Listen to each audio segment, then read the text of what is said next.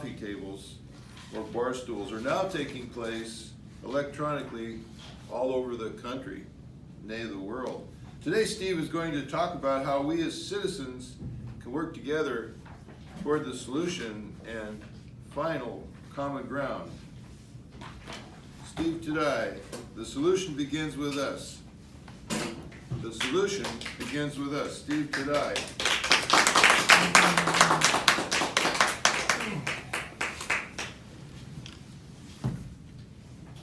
Have you ever had somebody call you a fascist or a libtard and have the conversation move forward in a positive direction?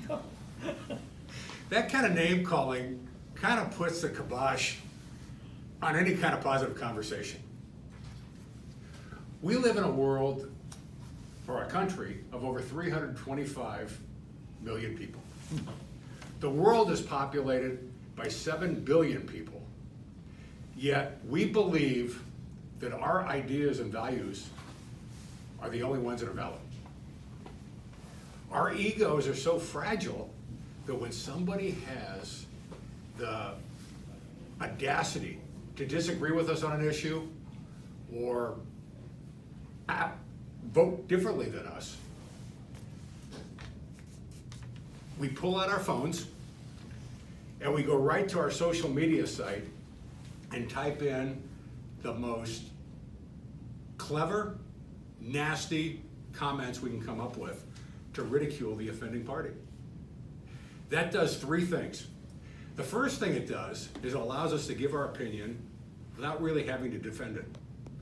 The second thing it does is we don't have to listen to the nuances of the person we disagree with's argument. The third thing, and the best part of it, is we get positive comments and likes from our friends that agree with us on social media. But there's a tragedy with all this. The tragedy is we are losing our ability to find common ground with the people we disagree with.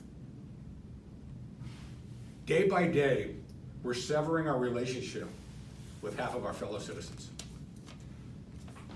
Let me say that again. Day by day, we're severing our relationship with half of our fellow citizens. This has been written a lot lately in different periodicals by a diverse group of people. John Fry is the president of Drexel University.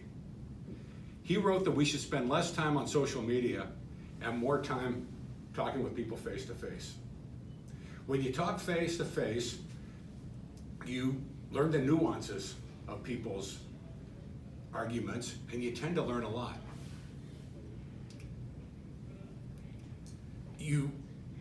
Talking face to face helps us gain respect and understanding of the people we disagree with, and that's actually what could bridge the divide right now between the liberals and conservatives. And you know what? The solution does begin with us.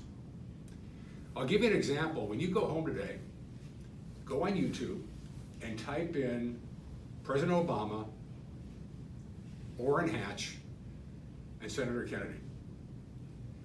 What you'll probably find on top of the list is a eulogy that President Obama gave for Senator Kennedy. The theme of the eulogy was the close friendship that Senators Kennedy and Hatch had. Those were two senators that were diametrically opposed to each other on a lot of political issues.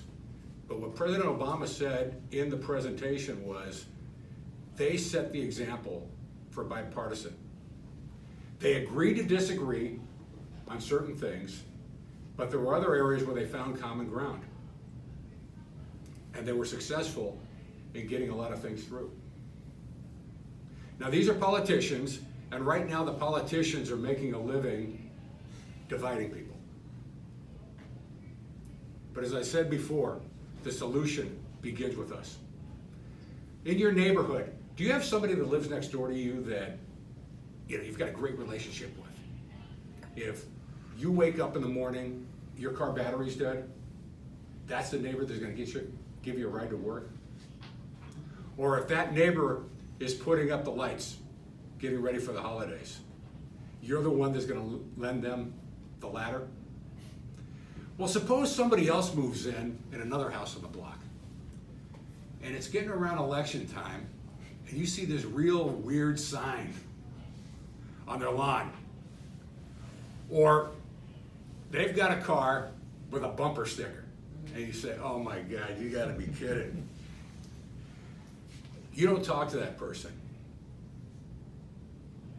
You end up later in a conversation, the conversation gets political, and you find out that you don't really like that person. Well, is that the person you're gonna help out, or is gonna help you out the way you work well together with the other neighbor? No, but there's probably something you can find common ground with them on too.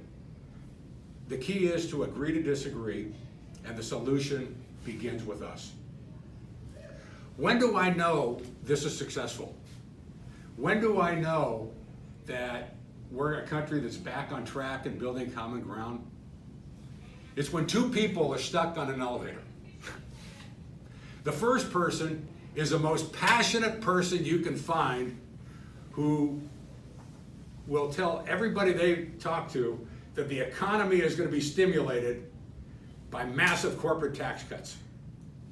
The second person who's stuck on the elevator is the person that will tell you that this country cannot function until the government pays for everybody to have health insurance. And while those people are stuck on an elevator, they're having a conversation. And they find out that there might be another area where they have common ground, and they're more concerned about getting out of the elevator alive than they are winning the argument. Mr. Toastmaster.